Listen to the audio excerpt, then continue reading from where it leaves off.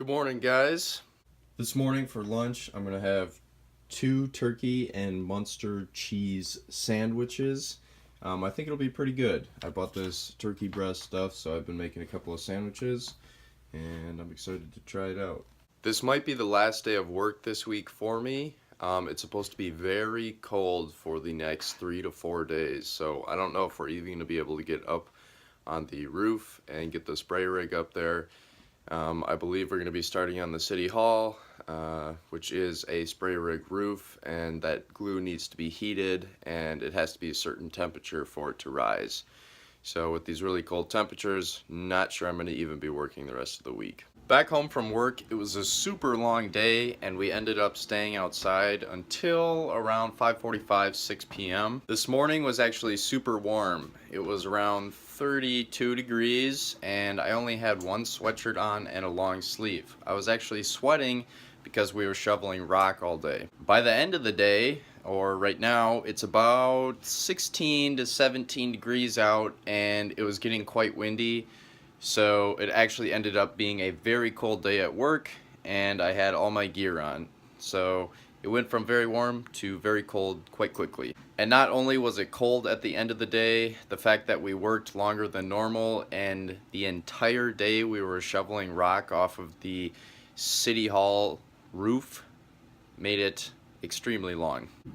For dinner, I warmed up some BBQ that my aunt lovingly gave me before I left to come back here. Also got some apple juice, and cooking in the oven, I've got some cheesy potato bake that my mother gave me. So one of my 2017 goals was to reduce my carbon footprint, or is to reduce my carbon footprint. And one way I need to go about doing this is learning more about global warming and how to do it myself. So tonight I have decided to watch a Netflix documentary or two on ways that our certain human habits affect the globe and things that you can do about it. So here we go. Alright, so I finished a documentary about sort of plastics and how it affects the ocean and our world. I also learned about different types of plastics and what BPA is. I always have heard of BPA, and it's kind of always had a negative connotation to me. People like to buy BPA-free products, but I didn't really know myself what it was. Originally, BPA was designed as a birth control for women because it has high amounts of estrogen. But that all changed, I believe, in 1937 when plastic companies realized that they could use BPA to harden their plastics. So now water bottles, things such as thermal paper, which is what you get from receipts, different children's toys and stuff like that, most commonly have what is called BPA in them, and it can have very significant and kind of weird effects on human beings. Since World War II, the amount of plastics with BPA drastically increased, and the number of people getting breast cancer has also been on a steady, steep increase since that BPA was kind of more rapidly produced in plastics. There's also other side effects such as different disorders and cancer and stuff like that. It can also cause puberty to happen earlier in younger girls because of the high rates of estrogen in the BPA, and it has birth defects, and just all kinds of different things come along with BPA. The funny thing about it is that plastics are produced by the biggest oil and gas industries such as Shell, ExxonMobil, etc., etc. None of these companies really want to tell you that their product is bad because that hurts their profit.